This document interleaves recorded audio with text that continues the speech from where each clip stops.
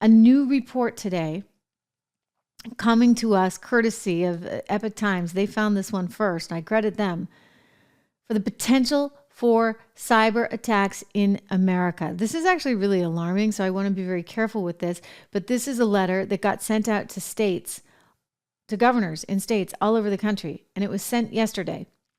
And it is from Jake Sullivan at the NSC.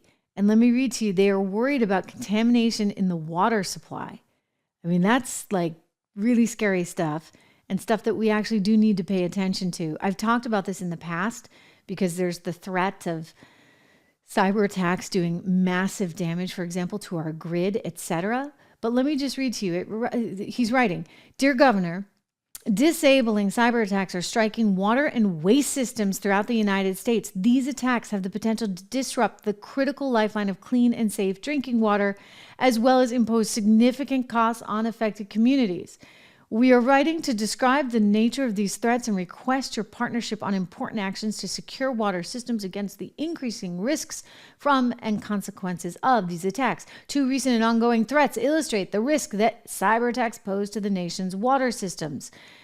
They cite threat actors affiliated with the Iranian government Islamic Revolutionary Guard Corps. They have carried out malicious cyber attacks against U.S. critical infrastructure entities, including drinking water systems. In these attacks, these affiliated cyber actors target and disable a common type of operational technology used at water facilities where the facility has neglected to change a default manufacturer password. And then it goes on to say China's the other one here. China, PRC, the People's Republic of China, state-sponsored cyber group known as Volt Typhoon, has compromised information technology of multiple critical infrastructure systems, including drinking water in the U.S. and its territories. Oh my gosh. Volt Typhoon's choice of targets and pattern of behavior are not consistent with traditional cyber espionage.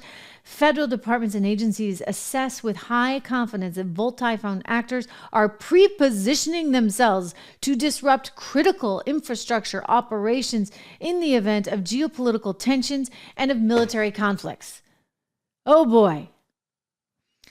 So at least we know. I mean, it goes on to point out the obvious. Drinking water and wastewater systems are an attractive target for cyber attacks because they are a lifeline critical infrastructure sector, but often lack the resources and technical capacity to have the right cybersecurity practices. Okay, so states, listen up. This is actually kind of serious. It's good that they're getting the word out, but simultaneously, like, what the heck is going on? We're spending all this money. I mean, they want to spend all this money for Ukraine, and yet our own infrastructure is at risk for cyber attacks from Iran and from China. Our own infrastructure, meaning our border wall, is highly at risk with some, what are the numbers? 8 million people estimated to have come here since Joe Biden came into office? I'm sorry, ladies and gentlemen. This is getting to the point of no return, so to speak. This is sort of scary stuff, and it's not okay. It's not okay. So again, the White House putting out this letter. And again, I'd rather have the information than not, but I think it's important to consider that while we're spending all this money, we haven't done a darn thing really to address the real challenges with our grid. We haven't. And we clearly need to do more if it's gotten to the point where the White House is sending out a letter to governors all around the country saying, hey guys, make sure you change your passwords on your water system. G, right? Unbelievable.